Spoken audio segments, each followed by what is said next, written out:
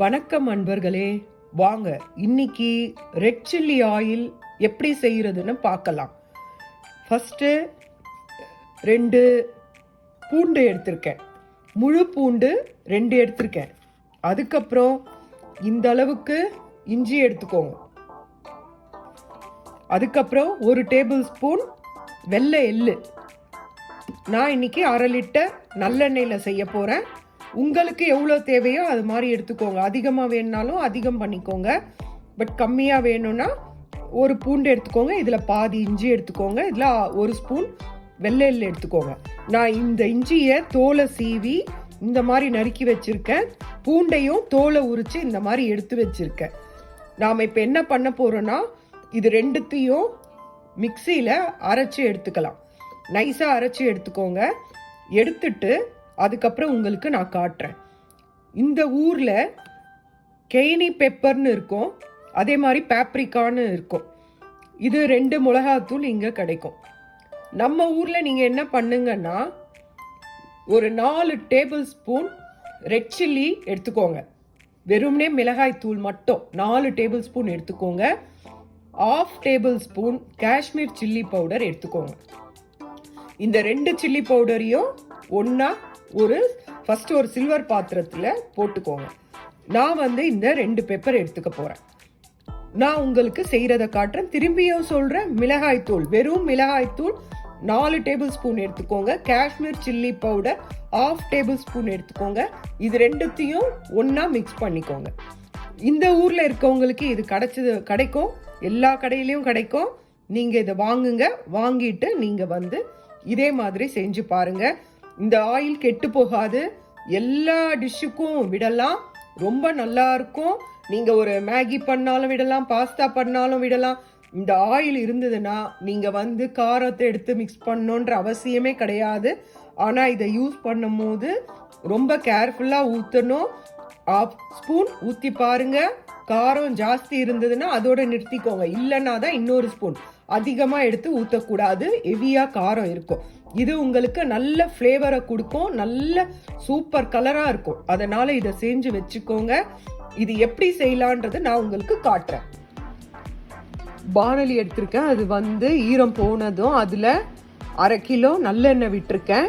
அது நல்லா காஞ்சதும் இங்கே பாருங்கள், இஞ்சியும் பூண்டையும் சேர்த்து பேஸ்ட் மாதிரி அரைச்சி வச்சுருக்கேன். இதை நீங்கள் என்ன பண்ணணுன்னா, அதை எண்ணெய் நல்லா காஞ்சதும் அதில் இதை போட்டுடணும். அதுக்கப்புறம் அந்த வெள்ளை எல்லையும் இதில் போட்டுடணும். அதுக்கப்புறம் ஆல்ரெடி ஒரு கிண்ணத்தில் போட்டிருக்க மிளகாத்தூளில் சுட சுட அந்த எண்ணெயை அதில் விட்டுடணும். இப்போது இஞ்சி பூண்டு பேஸ்ட்டு போட்டோன்னே இந்த மாதிரி நுரைக்கும். இந்த மாதிரி நுரைச்சி அது அப்படியே பொங்கி வரும். அதுக்கப்புறம் அது அப்படியே அடங்கிடும். இந்த ஸ்டேஜில் வெள்ளை எல்லையும் போட்டு ஒரு 2 நிமிஷம் கழித்து நிறுத்திடுங்க. இந்த சூடான இருக்கிற எண்ணெயை அப்படியே இந்த மிளகாத்தூள் போட்டிருக்க பாத்திரத்தில் விடுங்க. இப்போ இந்த கிண்ணத்தில் நான் மிளகாத்தூள் போட்டிருக்கேன். அந்த மிளகாத்தூளில் இந்த ஆயிலை விட்டுருக்கேன். இது அப்படியே தட்டை போட்டு மூடி வையுங்க. மூடி வச்ச உடனே அப்படியே அந்த காரெல்லாம் அப்படியே கீழே இறங்கிட்டு மேலே ஆயில் மட்டும் நிற்கும். அந்த சமயத்தில் இதை ஒரு பாட்டிலில் வடிகட்டி எடுத்துக்கோங்க. இவ்வளவுதான். நான் உங்களுக்கு இது ரெடி ஆனோடனே காட்டுறேன். இப்போ நான் சூடு எண்ணெயே இதில் விட்டுட்டேன். நீங்கள் கொஞ்ச நேரம் ஒரு 1/2 ஹவரோ இல்லை 1 ஹவரோ கழித்து பார்த்தீங்கன்னா ஆயில் மேலே இருக்கும். அதனோட காரம்லாம் கீழே இறங்கிடும். வெறும் சில்லி ஆயில் மேலே இருக்கும். நான் உங்களுக்கு இது என்ன பண்ணணுன்றதை காட்டுறேன். பாருங்க, இதுதான் ரெட் சில்லி ஆயில். நான் இது அப்படியே மேலே எண்ணெய் வந்துடும், அடியில் அந்த காரம்லாம் கீழே தங்கிடும். நீங்கள் அப்படியே ஒரு பாட்டிலில், கண்ணாடி பாட்டிலில் இதை அப்படியே நீங்கள் ஊற்றிக்கலாம். இதுதான் ரெட் சில்லி ஆயில். வாங்க அந்த கசடை எப்படி இருக்குன்னு பார்க்கலாம். இதுதான் அந்த காரம் அப்படியே இருக்கு. நான் என்ன பண்ணுறேன்னா, இன்னும் கொஞ்சம் எண்ணெயை காய வச்சு இதில் திரும்பியும் அந்த எண்ணெயை விட்டு அது நல்லா அந்த ரெட் கலர் ஃபுல்லாக மேலே கொஞ்சம் ஆறின பிறகு வந்தோடனே நான் திரும்பியும் இன்னொரு பாட்டிலில் நான் அதை கலெக்ட் பண்ணி வச்சுப்பேன். வச்சுட்ட உடனே மீதி இருக்கிற கசடை என்ன செய்யலான்னு சொல்கிறேன். திரும்பியும் எண்ணெயை நல்லா காய வச்சிருக்கேன். இந்த காய வச்ச எண்ணெயை நான் அந்த இதில் அந்த திக்கு பவுடரில் விட போகிறேன் 2வது வாட்டி. பாருங்க, விடுறேன். பொங்கும் அப்படியே.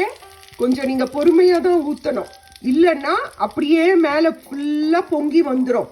பொறுமையா கொஞ்சம் கொஞ்சமா அதுல எண்ணெயை ஆட் பண்ணும். சுடுற எண்ணெயை விடும் போது அப்படியே அது வந்து பொங்கும். அதனால கொஞ்சம் கொஞ்சமா தான் நீங்க விடணும். பாருங்க எப்படி பொங்கி வருதுன்னு பாருங்க. அதனால ஃபுல்லா ஊத்துனீங்கன்னா அப்படியே வழிய ஆரம்பிச்சிடும். அதனால கொஞ்சம் கொஞ்சமா அந்த ஆயிலை ஆட் பண்ணுங்க. ஆட் பண்ணிட்டு கலக்கி விட்டுட்டு அந்த காரம் இறங்கினோடனே இதை திரும்பியும் ஒரு புட்டியில கலெக்ட் பண்ணி வச்சுக்கோங்க. இது ஒரு 6 மாசம் ஆனாலும் கெட்டு போகாது, நல்லா இருக்கும்.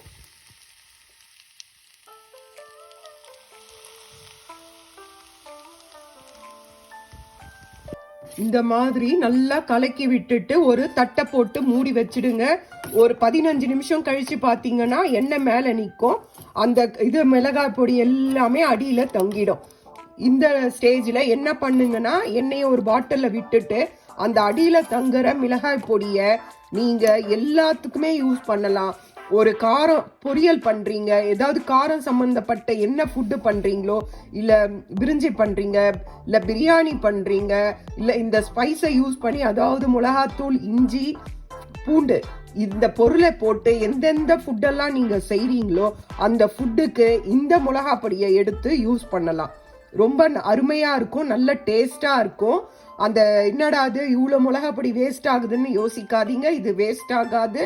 இதை வந்து நீங்க அதுல அந்த பொடியிலேயே என்ன பண்ணலாம், கொஞ்சம் எடுத்து ஆல்ரெடி பூண்டெல்லாம் இருக்கும், இன்னும் ஒரு பூண்டை நல்லா தட்டி போட்டு கொஞ்சம் நல்லெண்ணெய் விட்டு இட்லி தோசைக்கு கூட காரம் பொடின்னு சொல்லிட்டு சொல்லுவாங்க, அந்த காரப்பொடி இதுதான்.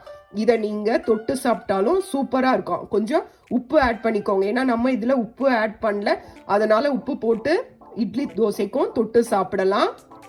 அது உங்களுக்கு நான் இன்னொரு வீடியோல காட்டுறேன். அதனால நீங்க மிளகாத்தூள்லாம் வேஸ்ட் ஆகுதுன்னு யோசிக்காதீங்க. இது எல்லா விதமான பொருளுக்கும் போடலாம். காலிஃப்ளவர் பொரியெல்லாம் பண்ணீங்கன்னா கூட இந்த சில்லி ஆயில் போட்டீங்கன்னா காலிஃப்ளவர்ல காரம் சாதாரணமா ஏறாது. நீங்க இந்த ஆயில போட்டீங்கன்னா காரம் சூப்பரா இருக்கும். இதை எல்லாமே செஞ்சு வச்சுக்கோங்க. இதை எல்லா விதமான நூடுல்ஸ், பாஸ்தா, எல்லா விதமான பொருளுக்கும் காய்க்குமே இது வந்து உபயோகப்படும்.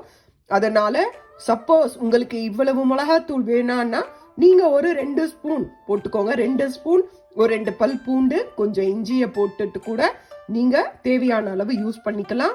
பட் இது அடிக்கடி யூஸ் பண்ணாம இருக்கிறதுக்கு மொத்தமா பண்ணி வச்சுக்கிட்டீங்கன்னா உங்களுக்கு ஒரு 6 மாசத்துக்கு நீங்க உங்க குழந்தைங்களுக்கு ஒரு மேகி செய்யணும், ஒரு நூடுல்ஸ் செய்யணும்னா அழகா இதை நீங்க யூஸ் பண்ணலாம். நீங்க மேகி மசாலா போடணும்லாம் அவசியமே கிடையாது. இதை போட்டுட்டு கொஞ்சம் கறி பவுடரை போட்டீங்கன்னா சூப்பரா இருக்கும். நீங்க செஞ்சு பாருங்க, செஞ்சு பார்த்துட்டு எப்படி இருக்குன்னு சொல்லுங்க. இதுதான் சில்லி ஆயில். இதை நீங்க யூஸ் பண்ணி பாருங்க, செஞ்சு பார்த்துட்டு எப்படி இருக்குன்னு சொல்லுங்க. இதை நூடுல்ஸ், நான் பண்ண spaghetti noodles, spicy noodles, pasta, எல்லா விதமான பொருளுக்கும் பண்ணலாம். ரொம்ப நல்லா இருக்கும், இது கெட்டு போகாது. செஞ்சு பார்த்துட்டு எப்படி இருக்குன்னு சொல்லுங்க. லைக் பண்ணுங்க, ஷேர் பண்ணுங்க, சப்ஸ்கிரைப் பண்ணுங்க. நன்றி, வணக்கம்.